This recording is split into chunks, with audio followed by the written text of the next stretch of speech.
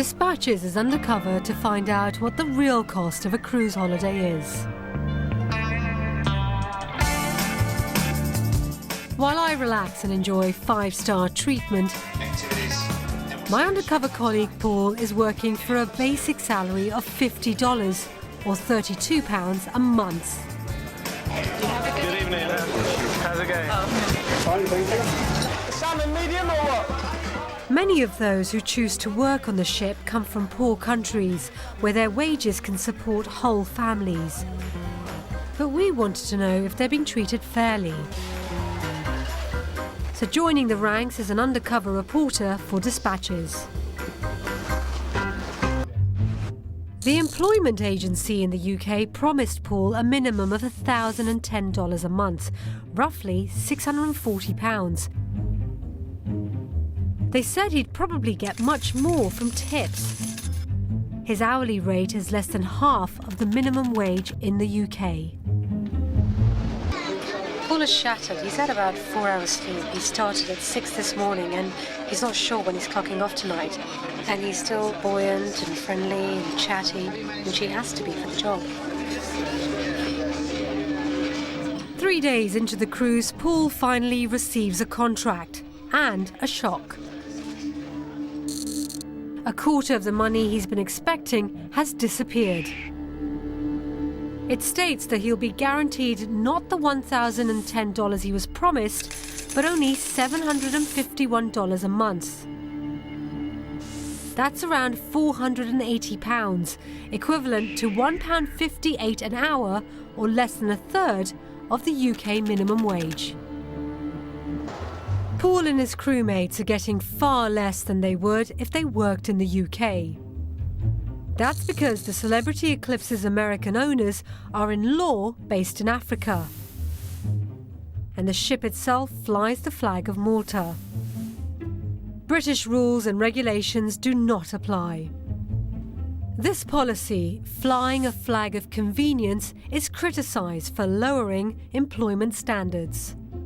A flag of convenience is taking a ship and registering it in a country which is different than the beneficial ownership of the ship itself. The reason for the foreign registry is that they are governed then by the laws of the country where they're registered. So you have a situation, because of these flag of convenience countries trying to attract the ship owners to their flag, of allowing them to get away with having workers work 7 days a week for long, extended hours.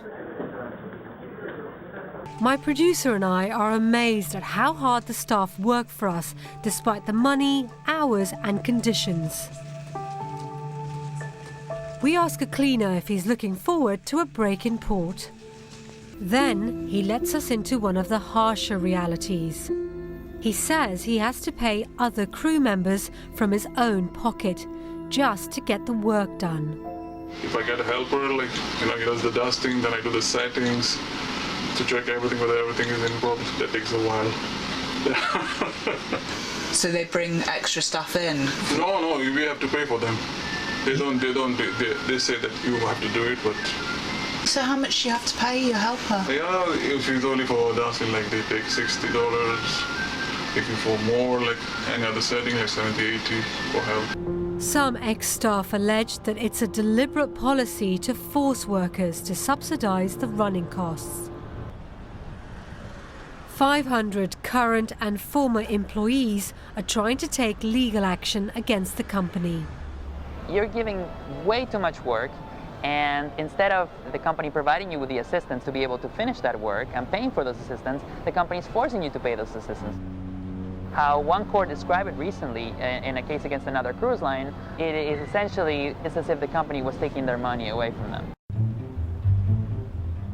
After 5 weeks aboard, Paul leaves the ship.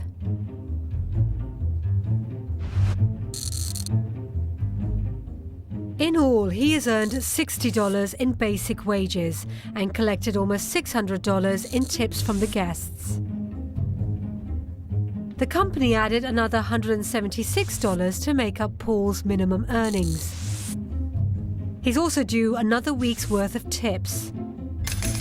His earnings work out at £2.24 an hour, less than half the UK minimum wage. But Paul also ran up over £570 in costs just to get his job, for his uniform, a compulsory medical, and a visa. Celebrity Cruises told us they were investigating all of our allegations and would take swift action if they found wrongdoing. I think the public awareness about the reality of the workers' conditions on cruise ships is as close to zero as you can get. If they had more awareness of it, they might do something. But unfortunately, I think the public just wants cheap cruises. The ships they work on are committed to the highest standards of customer service, but basic British conditions of employment are being left in their wake.